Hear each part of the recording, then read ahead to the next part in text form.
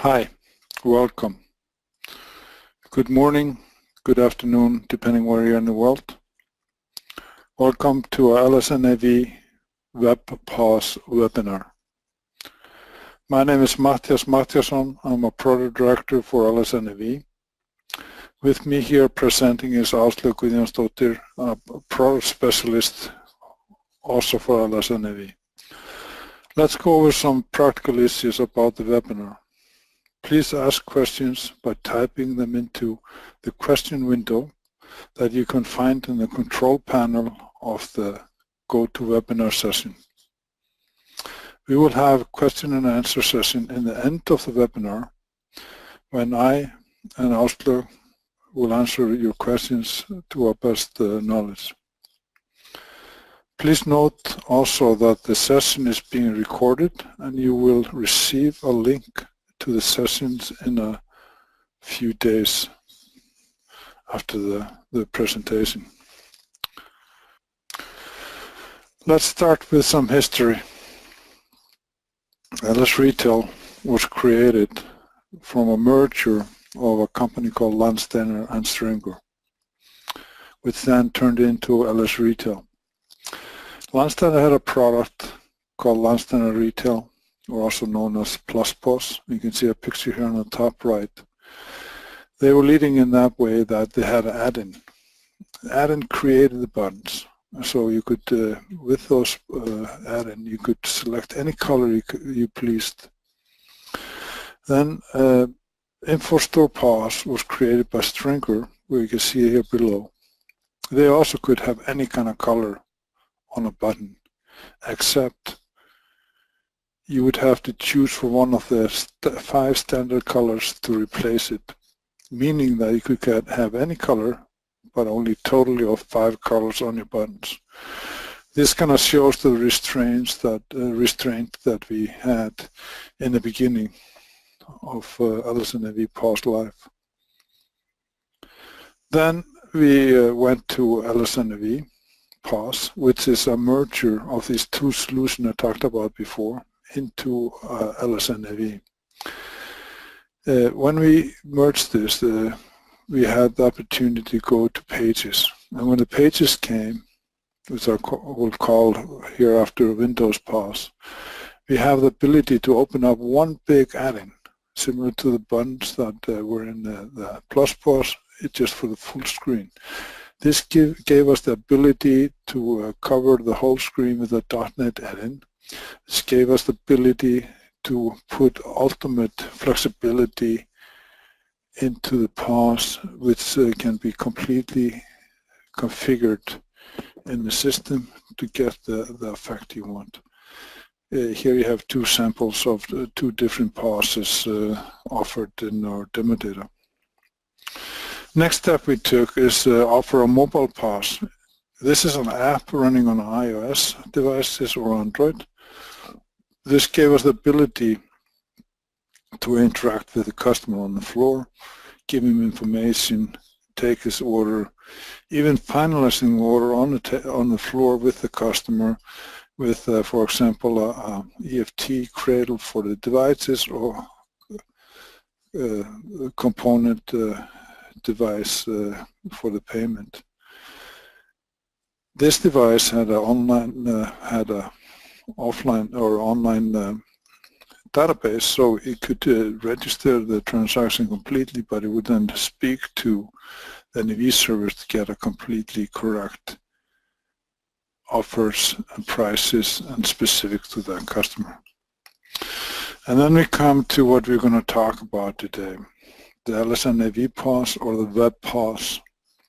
What we have here is a POS interface, which is through the newest technology like HTML5, JavaScript. So what we have here is a browser interface which really well fits with web, cloud, and all of these new things that are the top things today. What we have here is that you have a new interface with the same business logic behind. So your investment in the changes of a business logic for the Windows POS are fully valid for the Web POS.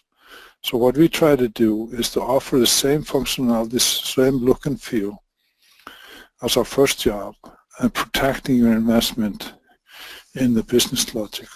So you'll get that in the Web POS. Let's look at the structure of the system. Of course, you have somewhere data. The data is stored in the SQL server. On top of that, or below that, we have a business logic. This is where all the business logic is run, and this is the same business logic both for the Windows POS and the Web POS. Then you will have the Windows POS talking to the service tier, and the Windows POS, or the Windows client, is a fat client, if you would call it that. It is chatty. It uses a lot of data communication between the client and the service tier. So it's very good for local area network within the store to a store server or standalone by itself. Done an excellent job for us through the years.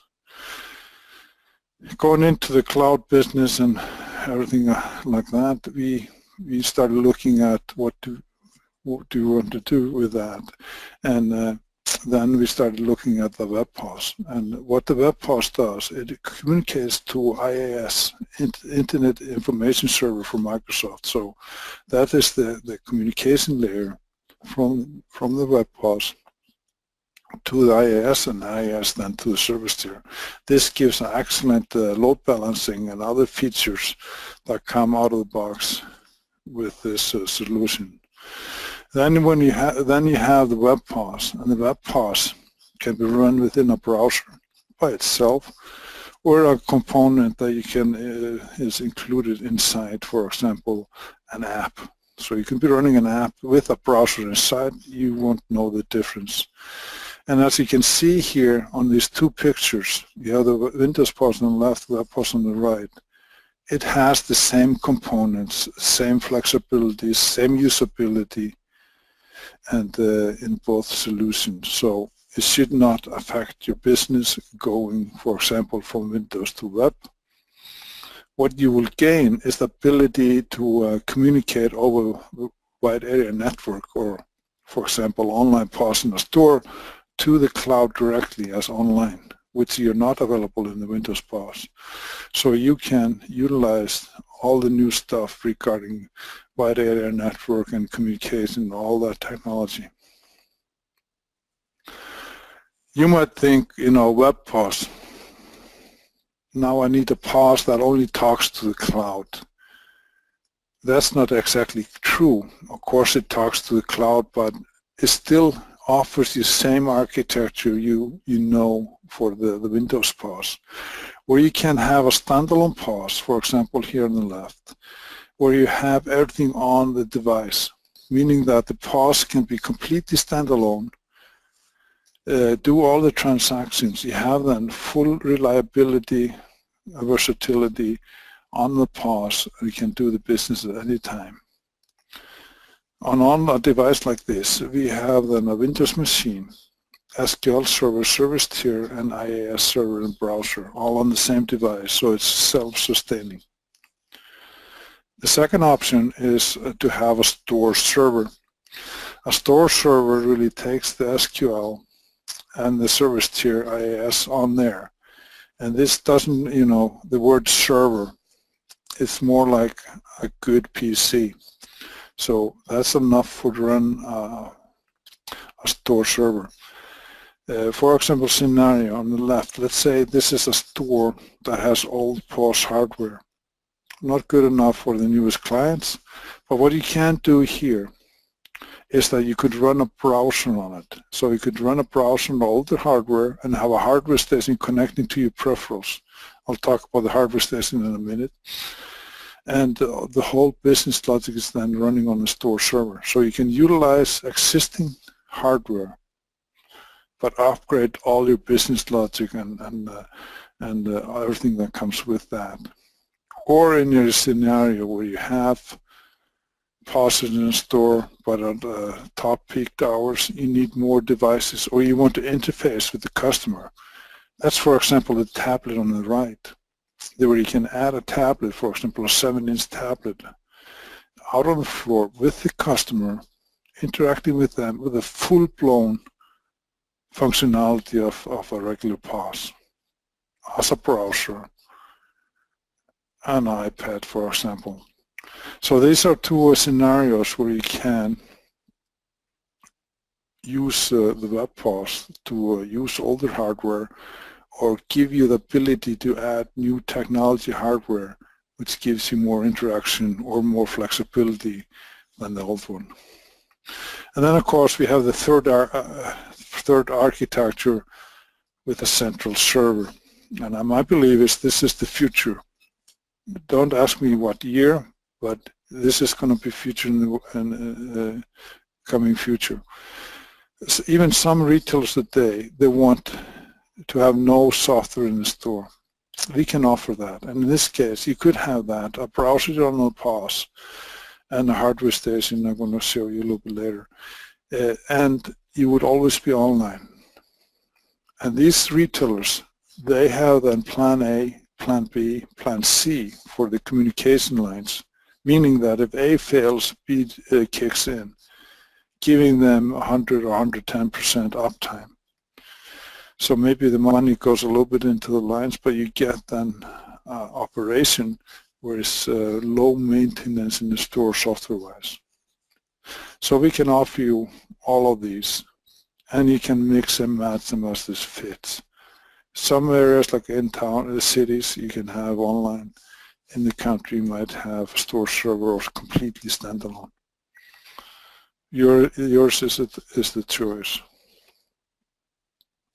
You might ask, how do I connect all the peripheral devices like a scanner, line display, another printer, or for example, a drawer?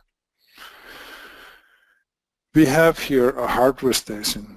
And one of the two flavors we have is a hardware station that is really a hardware itself. So for example, we have Epson Intelligent Printer. And you can see in the picture, is the center of the picture. That is a printer that will print the slip, but it's also a server or a controller for the other devices. So you plug the scanner into this device, line display, this drawer and all that. And that would control the devices for you. This is, for example, a solution. If you want a store that does not have software, this would be it. You would then have, for example, a tablet with a web browser.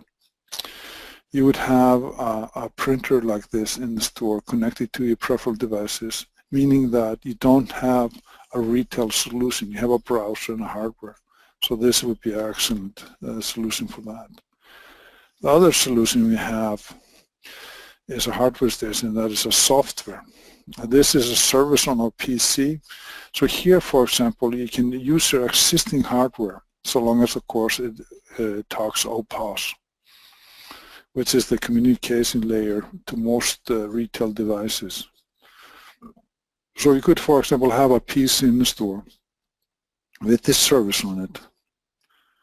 And then, for example, a tablet or a phone here solution could talk to that service and ask them what is the scanning input, or print out a slip, or show a customer the display, the price of a product on the display. So we have the ability, and this is the one you would use, for example, older POS going forward. So let's review a little bit. You have these two options to connect to the peripheral devices. The intelligent printer as a hardware, which gives you software-less store. Or you could use a Windows device with a service on it that could then communicate to the peripherals. And of course, the peripherals need to be plugged into this device in that sense. So we give these two possibilities, and in most cases, this fits your need. Let's look at the future a little bit. What we are currently working on regarding our LS Nav POS is we have new technology for LS Nav POS interface development. What does that mean? Is that we are adding to existing functionality the ability to create new panels that support processes. What does that mean? It means that, like you saw the picture before, we will take a smaller picture out of it, and this, for example, is a panel that will show a retail hierarchy, meaning that it will show the highest level in the tree. And this tree here is women, men's shoes and accessories. And for example, if I press men's, I would then jump down to everything that is under the men's. And this is a process in that sense. It shows the hierarchy and it's just data driven. It takes the picture from the hierarchy and shows it. This is a little bit different from what we have been doing. And what we're doing here, the ability to have pre-programmed processes, but still allowing you to customize it if needed. Of course, our goal is that this would not need customization, but of course we will make that available for you. And this is built on a new, built on a HTML technology, which of course is very important for our cloud-based solution. So look at this. You have the hierarchy, showing the hierarchy, and in LS Nav we have this new retail hierarchy, so you can have multiple hierarchies. So you could press a button and show different hierarchies depending. For example, skiing products, soccer products, or just Christmas products. So you can have different hierarchies showing different length, different possibilities, and you drill down to it, and then once you go far enough down, you end up having being at the end of the branch, and you have the leaves. In other words, the items. And we will have a part of this process a view for you to see items, and this will include, for example, here pictures of the items, some brief information, functions, for example, see, compare, or add to basket. And I want to point you on top here. You can see like a crumb or a path, home, man, and shirts. So you could, for example, press home, and it will go all the way back to the first level. But let's say we press the I, and then you would go into a predefined item card. And you can see this bottom left, or the middle on the left. You can see there's multiple pictures for this item, and you could then press a different button, item pictures, and see a different picture. It would then, for example, have a function button there to add it into the transaction. And this would be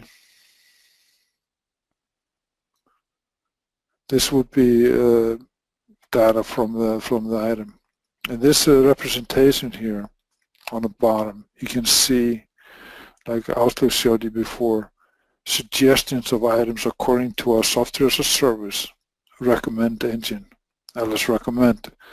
So this is one of the options. And another option we could have is, for example, a compare, automatic compare in the system. And this is one of our suggestions or ideas of a process. And what you can see here is that you could say this is clienteling. Clienteling is to have environment to be able to show to the customer on a tablet, on a stationary POS, or on a device to assist them in the purchasing process. And of course you would like to have it in a look of a web page, because people know that, so they'll feel comfortable looking at your system, and it will automatically lead you forward. And these panels would then be part of the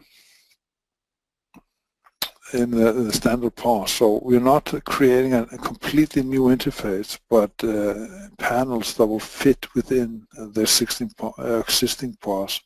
For example, here you can see you put a big panel to the right of the buttons in the Metro POS, or you could represent it to put a panel inside, in between the left buttons and the right buttons, which is would represent. So there's a lot of possibilities here, and we have a great belief in this. And this is just adding to the function, the flexibility and rich functionality of our existing POS, but giving it a new environment for partners and customers to customize and develop it even further, and giving us a new platform that is cloud-based, productive for the cloud, and fits very well. Currently, we are working on introducing this into the Windows POS solution, and then of course the Web POS solution will get that right afterwards. So this is something we're going to build in to our existing solution. Coming back to what our plans are. We plan to move over to LS Nav or the NAV version 2018, and having that ready for you January, February. At that time, we'll have a solution that we're going to build on for the next 2 years. So you will get new functionality for 2 years on the LS Nav 2018 platform. Then we will, in spring, take a copy of that over to Tenerife, or that's the name Microsoft uses for it. But we have decided that that platform will be called LS Nav 365. And this is a new breed of environment, and this is a cloud-based solution. Okay, I say cloud-based solution, but of course we will also offer it as on-premise. So this is the new generation, a new technology platform. So what we will offer going forward is LS Nav, current technology platform, proven, low risk for implementation, well known within our partner channel. It's a safe bet. Plus, if you do it in the right way of not touching or not changing a standard NAV code, an LS Nav standard code, but use event technology, it's a breeze to move then from LS Nav 2018 to LS Nav 365 in the future and get the benefit of a cloud solution. And 365 will be a cloud solution where you can have the POS online, and we will offer also the hybrid solution when you can have offline also. And of course, completely on-premise like you can today. So we think we have a very strong offering here for you to implement today. Just go to 2018 and then move up to 365 when you're ready. Or if you put your eyes on 365, go directly to 365. It does not really matter to us, and it should not matter to you, because what we are doing is that we'll have the same or comparable technology or functionality, sorry, in both solutions. So what we are going to be offering as a functionality 365 will be offered in 2018 also. So either flavor, it's up to you what fits you. It's the same solution, same offering going forward.